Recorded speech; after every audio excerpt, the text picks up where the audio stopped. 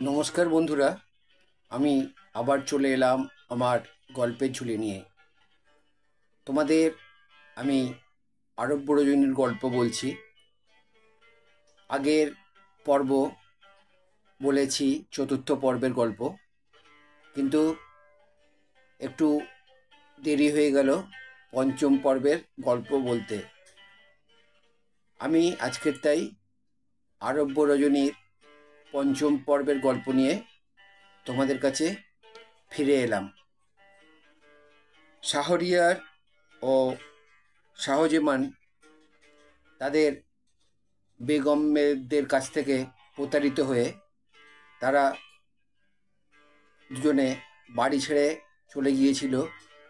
বলেছিল যদি আমাদের থেকেও দুঃখী কারোর সঙ্গে আমাদের সাক্ষাৎ হয়, দেখা হয়, তবেই আমরা ফিরব, তা নাহলে আমরা ফিরব না। তারা সেখানে গিয়ে ঘুরতে ঘুরতে একজন দৈত্যের মুখোমুখি হয়েছিল। সেই দৈত্য এক রাজকন্যাকে তার বাক্সের মধ্যে বন্দি করে রাখত। প্রয়োজনে তাকে বন্দি করে রাখত সমুদ্রের নিচে নিয়ে গিয়ে। প্রয়োজনে তাকে সেই বাক্স খুলে বের করত। এইরকমই এক দিনে যখন শাহরিয়ার আর শাহজামান দুই ভাই একটি গাছের ওপর বসেছিল, সেই সময় সেই দৈত্য উঠে এলো সমুদ্রের নিচে থেকে। তারপর বাক্সটা খুলে তার সেই রাজকন্যাকে বলল, আমাকে একটু তোমার করে শুতে দাও, আমার খুব ঘুম পেয়েছে, আমি ঘুমাবো। এই বলে সেই দৈত্য সেই রাজকন্যার কোলের ওপর ঘুমিয়ে পড়ল। ঘুমিয়ে পড়ার পর রাজকন্যা তাদের দুই ভাইকে ডেকে নিয়ে তার মনের ইচ্ছা পূরণ করলো। তারপর তাদের দুই ভাইয়ের কাছ থেকে দুটো আংটি নিয়ে তার এই অভিসারের 100তম যে সাথী বা সঙ্গী, সেটা পূরণ করলো এবং বলল যে মেয়েরা পারে না এমন কিছু কাজ পৃথিবীতে নেই, তাই তোমরা কোনো কথা না বলে এখান থেকে চলে যাও, তা না হলে দৈত্যকে ডেকে দিয়ে তোমাদেরকে আমি বাধ্য করব শেষ করে দেবার। এই বলে সেই দুই ভাই চলে এলো। তারপরে মহিলাদের ওপর প্রতিশোধ নেবার জন্য তারা কি করলো না, রাজ্যে কোনো কুমারী মহিলা থাকলে তাদেরকে তারা এক রাত্রির জন্য বিয়ে করত। পরের দিন সকাল হতে না হতেই তাদেরকে বধ্যভূমিতে গিয়ে প্রাণ বিসর্জন দিতে হতো। এই রকম অবস্থা চলতে চলতে তাদের রাজ্য প্রায় কুমারী শূন্য হয়ে গেল। এমতো অবস্থায় কি হলো বা কী হবে, এবার আমি সেই পর্বেই আসছি। যে উজির তাদের এই কুমারী কন্যাদের সন্ধান এনে দিত, যখন তারা এই সন্ধান আর করতে পারল না, কুমারী শূন্য হয়ে গেল যখন তাদের রাজ্য, সেই সময় কুমারীর সন্ধান করতে না পেরে অত্যন্ত বিরক্ত হয়ে উজির তার নিজের গৃহে ফিরে এলো। এই উজিরেরই দুইটি কন্যা ছিল। জ্যেষ্ঠার নাম শাহরজাদি, কনিষ্ঠার নাম দুনিয়ার জাদি। দুইটি অসামান্য রূপবতী এবং অশেষ গুণে গুণবতী। আবার শাহরজাদি যেমন অসাধারণ বুদ্ধিমতী এবং বাগ্নিপুণা, তেমনি নানা শাস্ত্রে অভিজ্ঞা ছিলেন। তিনি বহু দেশের বহু ইতিহাস, লোকান্তরিত রাজগণের কীর্তিকাহিনী এবং বহু দেশের বহু গল্পকথা পাঠ করেছিলেন। তিনি পিতাকে এইরূপ বিমর্ষভাবে প্রত্যাবর্তন করিতে দেখিয়া তাহার চিন্তাকুল ভাবের কারণ জানতে চাহিলেন। উজির তখন দুহিতার নিকট শাহরিয়ার ঘটিত তাবৎ বৃত্তান্ত প্রকাশ করিয়া কহিলেন। মুহূর্তমাত্র নীরব থাকিয়া শাহজাদি কহিলেন, পিতা, এই জন্য আপনি এত ব্যাকুল হইয়াছেন? এক কাজ করুন, এই রাজার সহিত আমার বিবাহ দিন। ইহাতে যদি আমার মৃত্যু হয়, তাহা হইলেও আমি সুখী হইব, কারণ আমার দ্বারা অন্তত একটি কুমারী কন্যারও জীবন রক্ষা হইবে। আর যদি আমি জীবিত থাকি, তাহা হইলে অমন শত শত কুমারীর জীবন রক্ষার কারণ বলিয়া গণ্য হইব। দেশেরও একটা মহা উপকার সাধিত হইবে। উজির কন্যার এই প্রস্তাবে শিহরিয়া উঠিলেন, কহিলেন, ইহা কখনো হইতে পারে না। আমি অনুনয় করিতেছি, এমনভাবে নিজের মৃত্যু ডাকিয়া আনিও না। আমি পিতা হইয়া কখনোই তোমাকে আত্মহত্যার পথে পা বাড়াইতে দিব না। কন্যা পিতার কথায় কর্ণপাত করিলেন না। পিতা তখন চঞ্চল হইয়া কহিলেন, তুমি আমার ক্রোধ বহ্নি আর উদ্দীপ্ত করিও না। আমার আশঙ্কা হইতেছে সেই বণিক বণিতার ন্যায় তোমারও অবস্থা ঘটিবে। শাহরাজাদি জিজ্ঞাসা করিলেন, কিরূপ? উজির কহিলেন, বলছি, শোনো। এই বলে উজির তার কন্যার কাছে একটি গল্প বলতে শুরু করলেন। গল্পটি হচ্ছে গর্ধব, বৃষ ও বণিকের কাহিনী। কোনো গ্রামে এক বণিক বাস করিত। তাহার অবস্থা বেশ সঙ্গতিপন্ন ছিল। তিনি পুত্র কলত্র এবং বহু পরিজন লইয়া বেশ সুখেই কালাতিপাত করিতেছিলেন। ঈশ্বর কৃপায় তিনি পশু পক্ষীর কথাবার্তা বেশ বুঝিতে পারিতেন। তবে কাহারও নিকট তাহা প্রকাশ করা তাহার পক্ষে নিষিদ্ধ ছিল। একটি গর্ধব এবং একটি বৃষ দিব্য আরামে বিশ্রাম করিতেছে।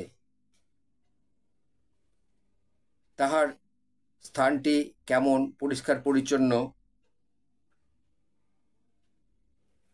তাহার খাদ্যপাত্রে নব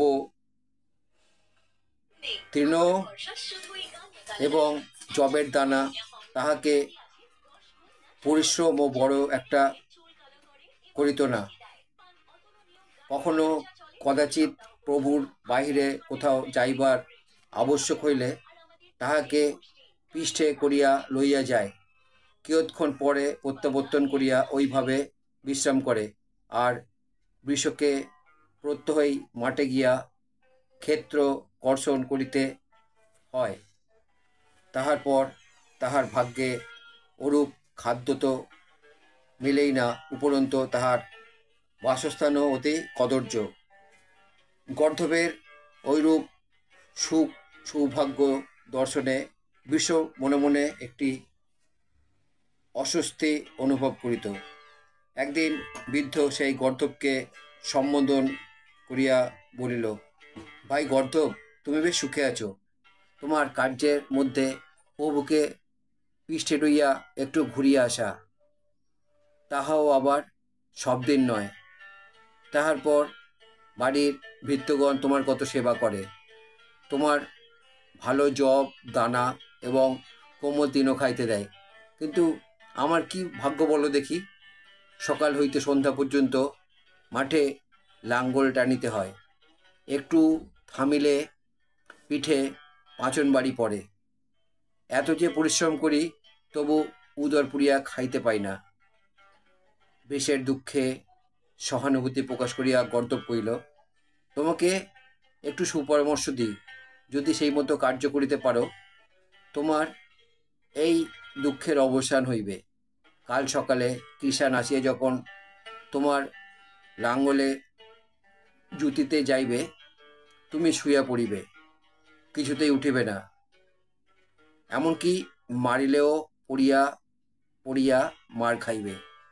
যখন অসহ্য বোধ হইবে একবার উঠিয়া আবার শুইবে। তাহার পর তোমার খাদ্যপাত্রে যখন কলাই বা অন্য শস্য দিবে, তুমি সেদিকে ফিরিয়াও চাহিবে না, পীড়ার ভান করিয়া দু একদিন শুইয়া থাকিবে। তাহলে তোমার এ কষ্টের লাঘব হইবে, আরামে মুখ দেখিতে পাইবে। এই সৎযুক্তি শুনিয়া বৃষ খুব আনন্দিত হইল।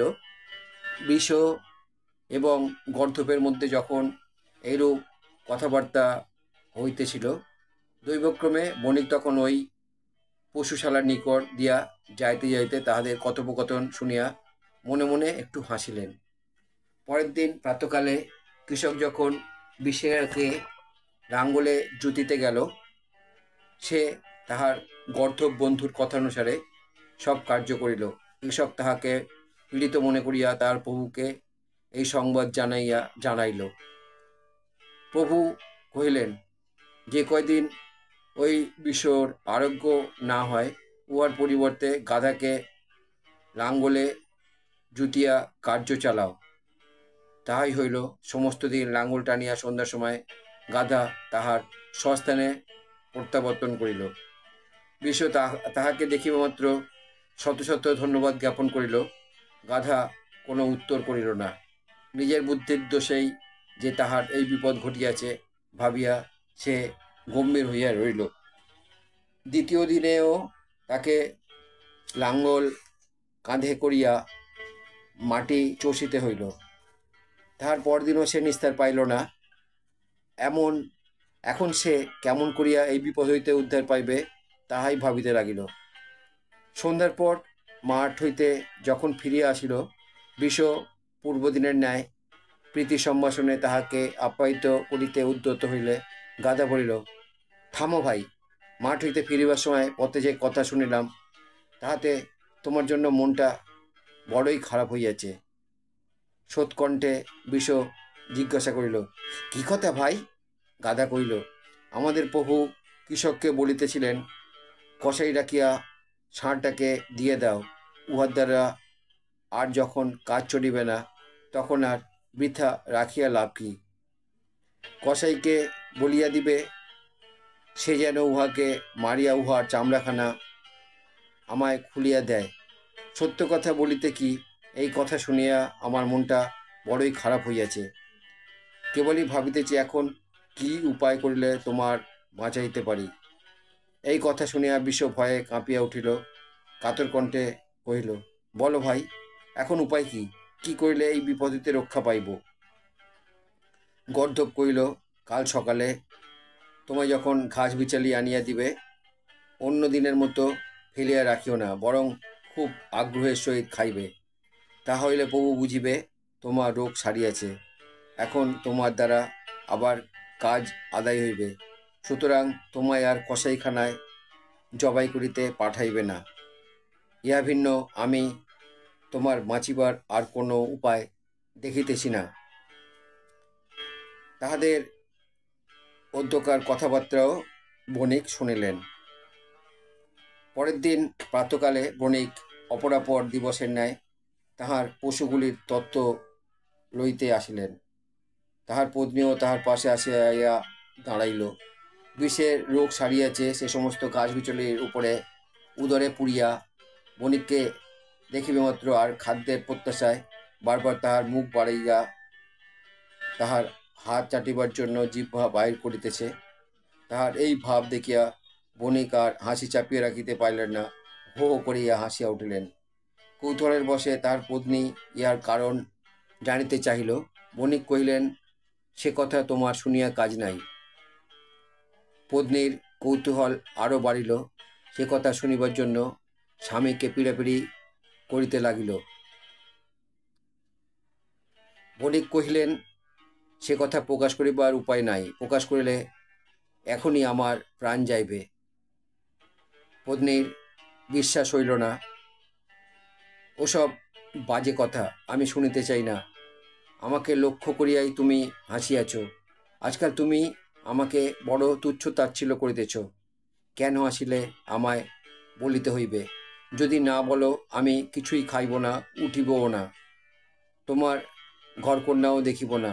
এই বলিয়া বণিক পত্নী তথা হইতে প্রস্থান করিলেন এবং তাহার ঘরে পড়িয়া কাঁদিতে লাগিলেন। বণিক এবং তাহার আত্মীয় স্বজন সকলে মিলিয়াও তাহাকে বুঝাইতে সক্ষম হইল না।